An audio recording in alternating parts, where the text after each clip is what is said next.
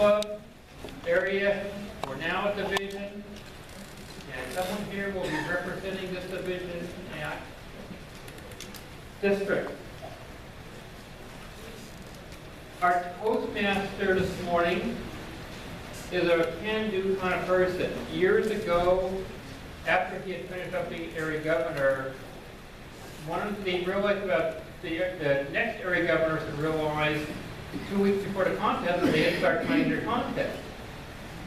Well, this individual called me and a few other people and said, "We got a problem, and together we could fix it, and with this gentleman's leadership, it was a great contest."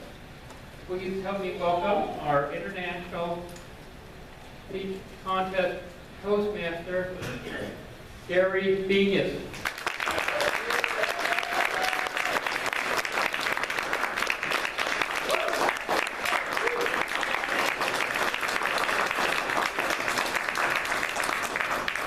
Good morning, Division B. Thank you so much for being here. I feel like I should be wearing sunglasses because there are so many celebrities and luminaries among us.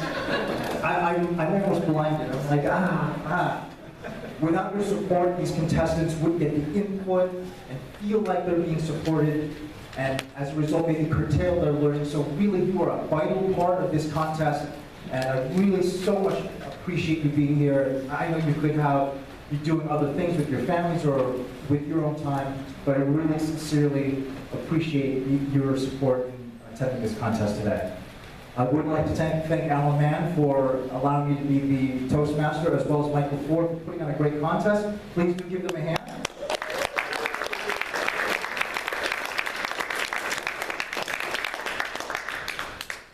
I'm an early riser.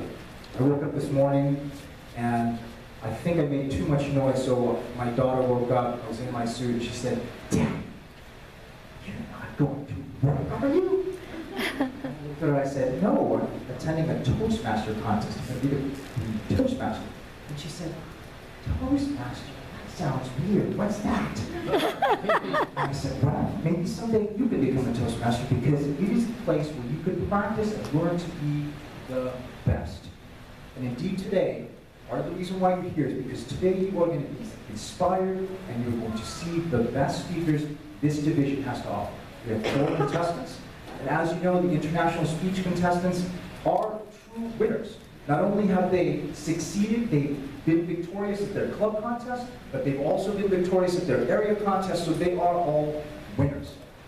The extra caveat of being an international speaker is that once you finish, and once you become a winner for this contest, then you can go on to the district contest and then possibly go on to The international contest, the international convention in August,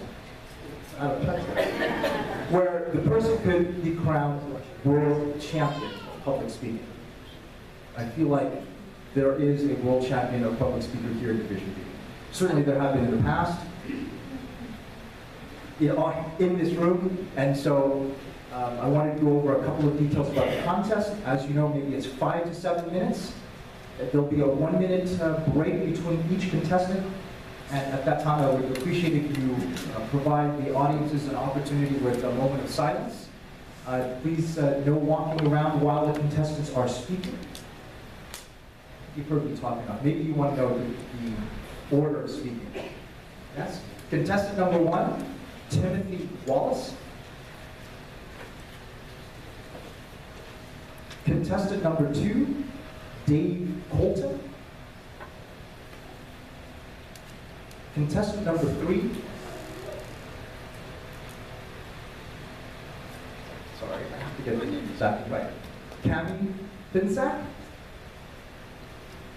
And contestant number 4, Patrick Peak. Okay, Division B, are we ready? Yes, we're going to see the best today. Contestant number 1, Timothy Wallace. Mentoring, it does change lives. Mentoring, it does change lives. Timothy Wallace.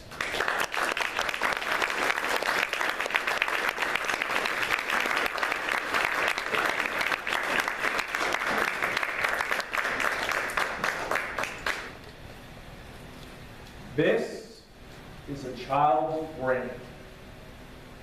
Not literally, don't worry, it's just a seed. But like a seed, if you give a child's mind care, nourishment, and love, then it will grow into something strong, beautiful, and well-rounded. Mr. Contest Chair, present and future mentors. Back in November of 2013, I was sitting in my home watching YouTube videos. And we all know how it goes when you watch YouTube videos. 1 minute, you're watching an insightful documentary. And the next, you're looking at random videos about cats. I don't know what it is about cats. Well, that night, I came across a video that would dramatically change my life. It was titled, Saddest Boy Ever. In the video, there's a little boy on the Jenny Jones show. He was one of those kids that had been giving his mother a hard time.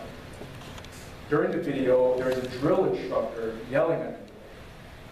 After he gets done yelling, he asks the young man, "Do you want me to be your daddy for the next 8 years?" Expecting him to say no, but instead he says yes. This completely shocks the drill instructor, who then asks, "Why do you want me to be your daddy?"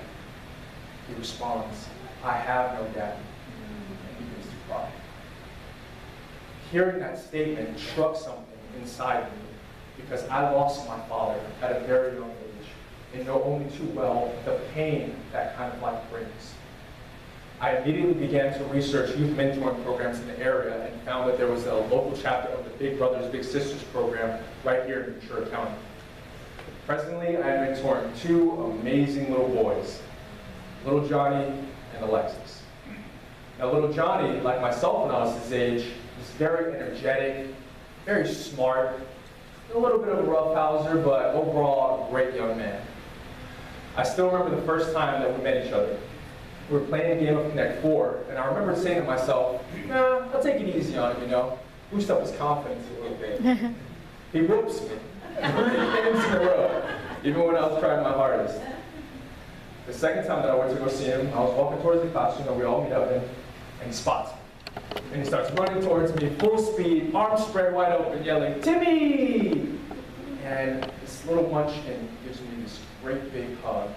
And I remember the feeling of positivity that came over me, to have made such a huge impact on him after only 1 visit. About halfway through the school year, I began to mentor his older brother, Alexis, who is extremely kind, very smart, and like myself when I was his age, a little bit of an introvert. Recently, I had the opportunity to speak to their mother about their life, and a lot of those similarities in their behavior began to make more sense to me. Like myself, their father does not play a huge role in their life, and like me, they possess a craving deep down in their hearts to fill that void. I knew that by helping the 2 of them, it would be like helping the little boy inside of me that was still dealing with the issues and wounds of his own childhood. Well, I'm very happy to report that the small investment in time that I've given to the 2 of them has resulted in great improvements in both behavior and academics, reassuring me that a small investment in time can pay huge dividends. Because I plan on mentoring for the rest of my life, I thought that it would be important to do a little bit of research on the subject. During my studies, I found that children that meet regularly with a mentor are 52% less likely to skip a day of school, 37% less likely to skip a class, 46% less likely to try illegal drugs, and 27% less likely to try alcohol. And those numbers come from a study that was done by the Big Brothers Big Sisters program. So if what I've said so far has inspired you to become a youth mentor, then I have a great organization for you to look into. Would any of you care to guess what that organization is? Big Brothers. Big Brothers Big Sisters. I do what's called the Lunchtime Buddies program, where I go to a local elementary school once a week for 30 to 45 minutes. We play games, we do activities, and we talk about ways that we can improve our lives. You can also choose to pick your little brother or sister up from their home and take them out. It all depends on what's best for you, the parents, and of course the child. It was Benjamin Disraeli who said that the greatest good that you can do for another is not just share your riches, but reveal to them your own. By a show of hands, who among you believe that you have some words of wisdom or lessons learned from life experiences or just general useful knowledge that you feel would be beneficial for a child? With that, I will end this today by saying that I personally believe that we have an obligation to help these children. We all have our careers and other obligations, but can we truly tell ourselves that we do not have an hour every week or every other week to change the life of a child? I understand that these comments may make some of you feel uncomfortable or offended, but when I hear and witness some of the issues that are facing our youth today, like gun violence, obesity, bullying, and suicide, I can't help but feel the sudden urge to want to get out and do something about it. I think back to my own childhood. I can only imagine where my older brother, who happens to be incarcerated, and I would be today if we had a mentor in our lives while growing up. A positive figure to fill the void left by the passing of our father. Someone to tell us that we could accomplish anything that we set our minds to. Someone to play sports with, to go fishing, to tell us that they were proud of us. Will you fill that void for them? Will you give them the care, nourishment, and love they need to grow into the strong, beautiful, and well-rounded adults we all deserve the opportunity to become?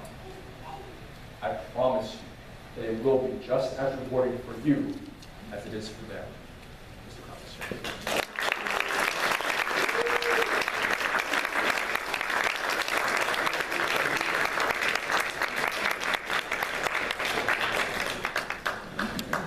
1 minute of silence.